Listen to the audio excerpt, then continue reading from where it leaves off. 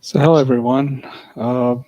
Just starting my live stream. It's my first time starting this, so we will see how this goes. I will try to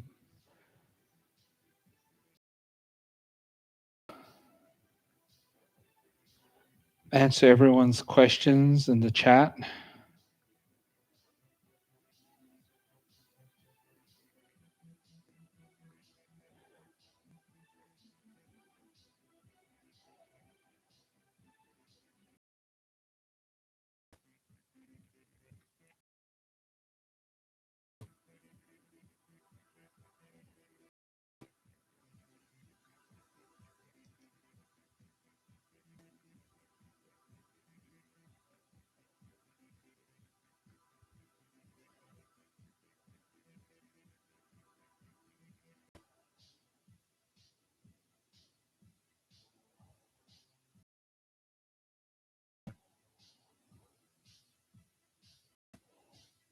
Okay, we will leave it at that. So 7 minutes into it. As most of you know, is colors may fade, but I still exist. It's I'm not sure. Let's see this way. That one goes. Okay. It is one of my first pieces that's more emotional in terms of like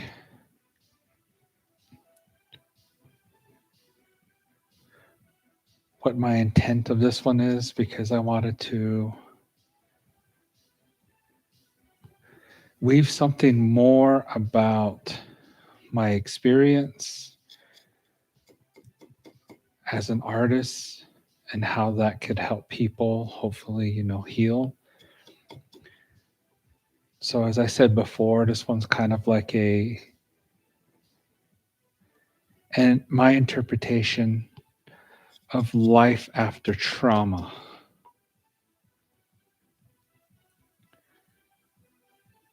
So that's what this one, is mainly about. And it's my first one where um, all the weft is hand spun. So that one goes over here. And the first with, primary tapestry weave after almost 2 years of experience experimenting exclusively with twills. So if you have any questions, it's better to ask them through YouTube, Facebook. I might miss them. So this one is a combination.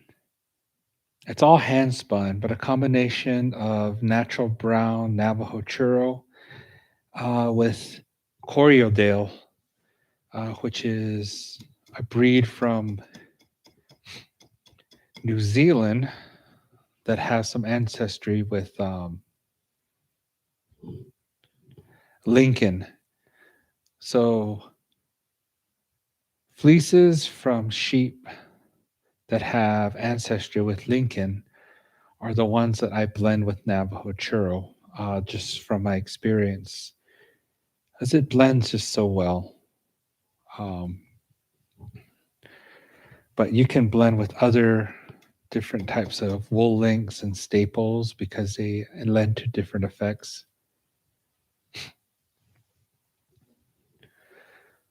So this one is color, but interpreted through darkness. So there are very slight changes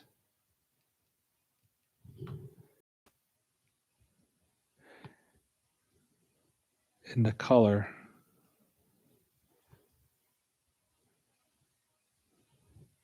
So that right there is reverse interlock. I do my interlocks between warps. There's a lot of weavers, particularly when they do utilitarian blankets, they do interlocks on the warp. And it's just a matter of habit.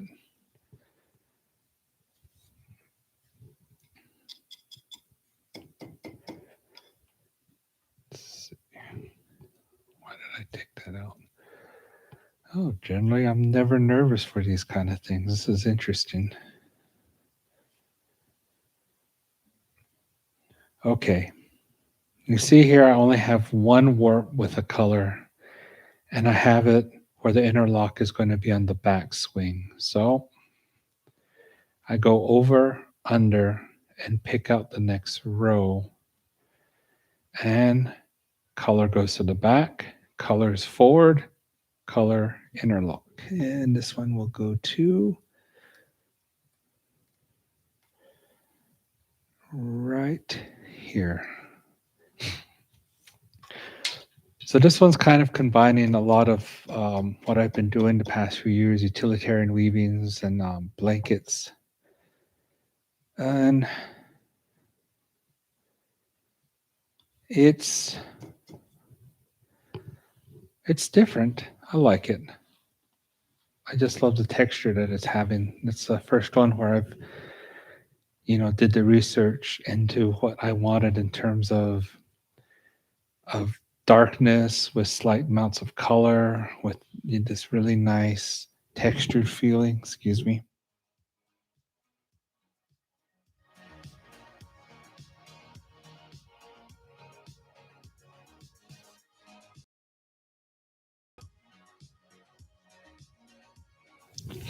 So let's see. Make sure that people can hear correctly, right? Um, that should be a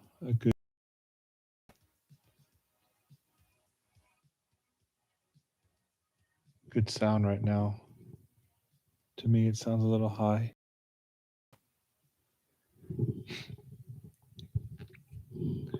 Yeah, so mainly not much to talk about. And as I say, this is, my first live stream, and I'm not known for, live streaming regularly on YouTube. And I'm hoping to change that. Um, been looking at other options in terms of like what I need to do to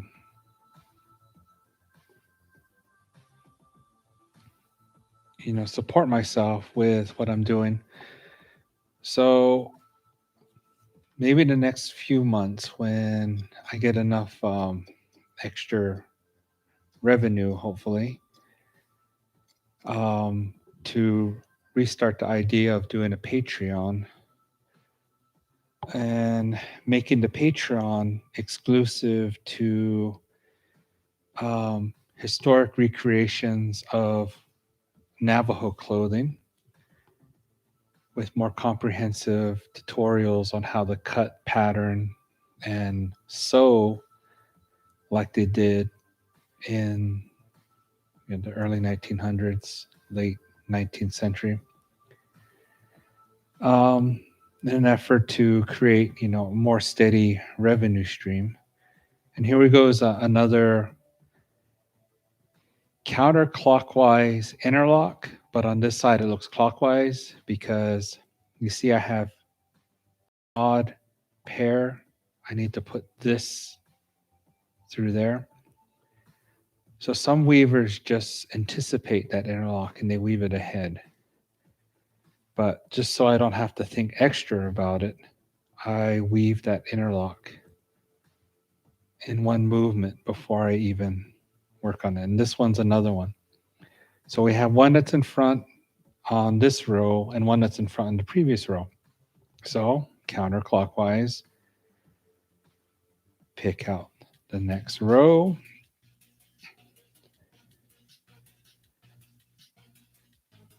Actually, wait. I need to advance this one forward. Well, that just works cleanly now. Huh.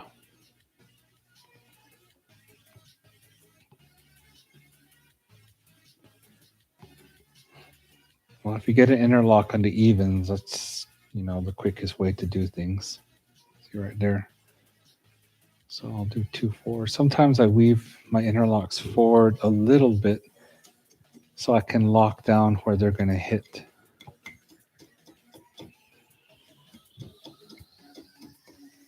Okay. This one's over here. It's not hooked up to anything, so goes over. Weave it into. This one goes over.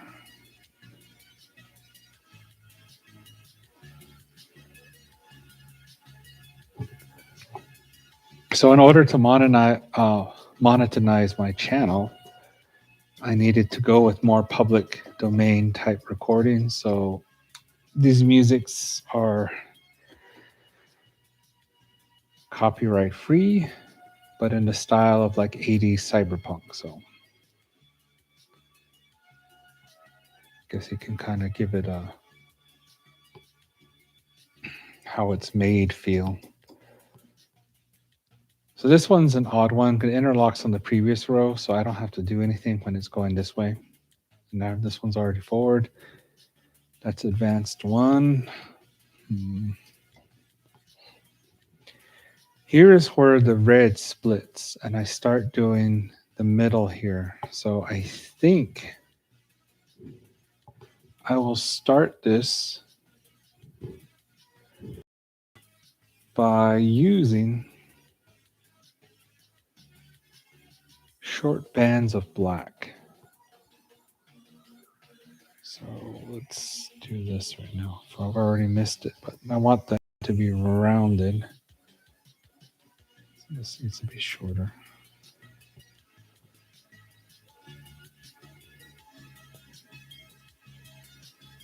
Pick out the next row.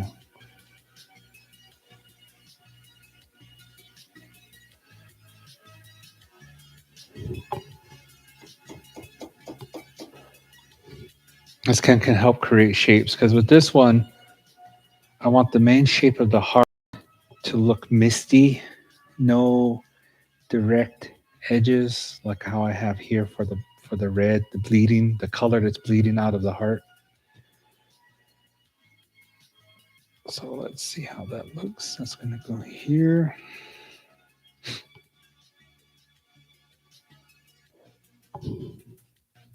Turn it down a little bit.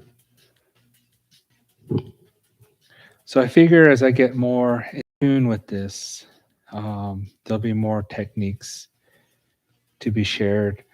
Right now, it's all free to build up my subscribers list. So normally I charge for weaving classes or not, but if you wait and participate in the live stream, at least for now, you can benefit from the free knowledge that I have to share with people. As even though this is Navajo tapestry, the technique isn't unique to just Navajos. It's techniques that develop independently all around the world. Sometimes there were interactions that caused cultures to share. And, it's just one of those things. The basis of all technology starts with weaving. Well, some might argue ceramics. Depending on who did what first, ceramics and weavers and basket makers can always argue that. Okay, there we go. This one's just, I have sumac twining for these really thin streams.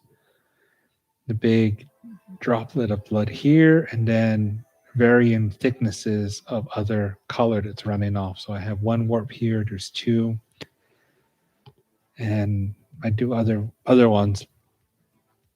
And normally because I do twill and I do stripes, I don't really get into tapestry, which is why it's kind of a running joke between me and the other weavers. It's like he doesn't do tapestry. So when I did this one, I was like, oh, I got tapestry. And it's okay. Well, no one on the feed, no questions. That was expected. Okay, this one go this way. See?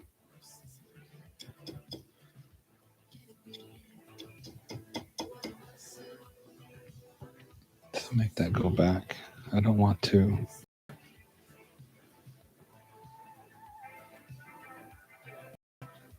So I'm probably make these lines go up until here, and then I have enough room to actually start blending the end of red, start of black, start of red, and then reverse it on the back.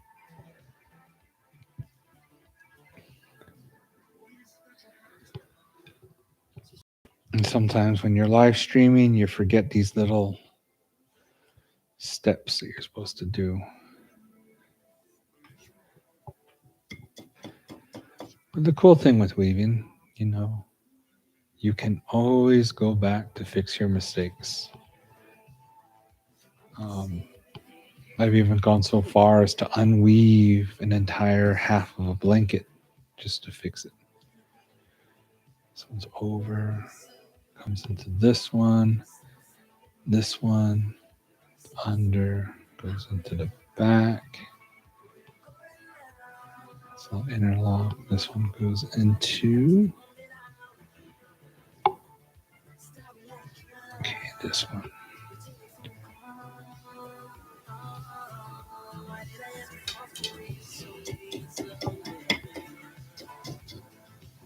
So I do a lot of diagonal breaks, and diagonal breaks is sometimes called Navajo lazy lines, but that's somewhat a controversial term because there's nothing lazy about a diagonal break. It just, for stripe, large background weaving, I don't have to, you know, make the yarn come to here, leave a tail, move, weave in that tail, make a splice, and then weave it. Because generally, when you're making really high quality blankets and waterproof blankets, the weft has to be continuous all the way across as much as you can. There's certain leaks that happen at a diagonal break, but depending on your warp set and your weft density, it doesn't really matter. And I've noticed that the finer I spin my weft, the less that's a problem. So that is here. We're almost on 30 minutes. I'm going to go check the Facebook to see if anyone's talking.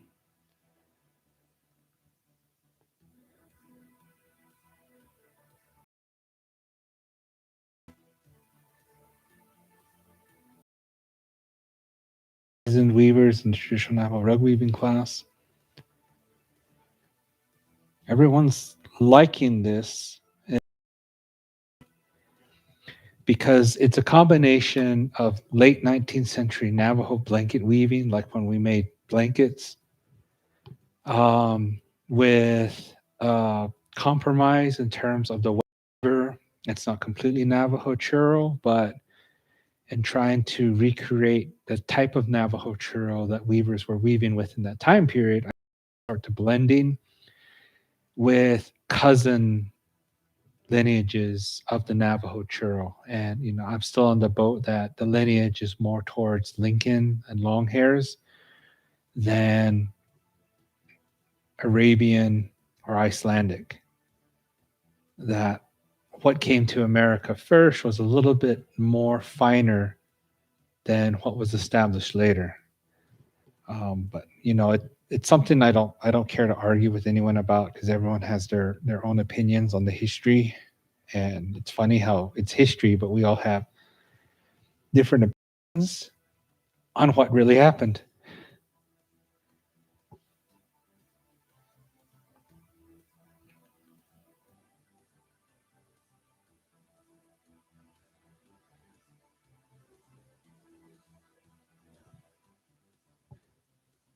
I have to move over in the next one again. Okay, so I should put another black streak down.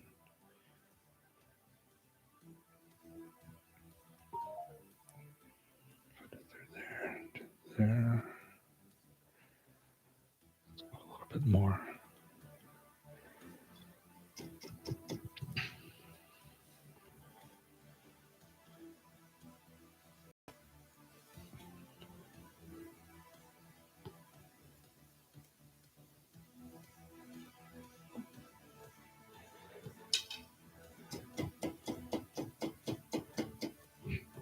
Normally, I use my thread spinner to spin these really, really thin, but this one was already starting to pack down a little bit more.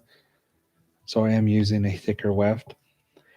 The cool thing about Navajo blanket weaving is that everything was done so much on the fly that their weaving skill and technique was more about dealing with variables. So they dealt with, they could take yarn from anything, from hand spinning, from several different hand spinners that were thick, thin, woolen, worsted. They could put it into one weaving, and they could weave, or one side was thicker than the other, or the skill of the weaver, to just combine to make the workflow more streamlined. So nothing is perfect on this weaving, and that's on purpose. I knew that spinning could over time create problems, but there are ways to deal with that. There are ways to deal with uneven warp tension, this and that. But as you weave and weave more, those unpredictabilities become more uniform, and then your weaving really starts to take off. So I've really noticed on this one is that I should have been weaving like this at the beginning, but you know, there were a lot of things I needed to learn, and I'm glad for them. Combining just oral stories of weaving with my family, and then taking the apprenticeship, and just being around so many different Navajo weavers that my mom knows how to weave, but because of the trauma she had when she was young, she does not weave. And I've noticed that's kind of common sometimes. There are a lot of weaving families where everything was so precise and exact, and live or die situation in terms of the weaving. Like they had one weaving to feed the family through the winter, so there could be no mistakes. Those weaving families usually are the ones that, their grandchildren are really expert weavers. But there's a lot didn't take up weaving because all it reminds of them is when things were so bleak. And it's funny how weaving can both save and torment people. You can literally be a slave to your art. And I think that's one thing that, my mentors and teachers always said, is that you never let it overcome your entire life. So I never weave like it's a job. Even though if I'm a good business person in this modern world, you have to do it. And everything's about compromise and blending, and you can't be either or.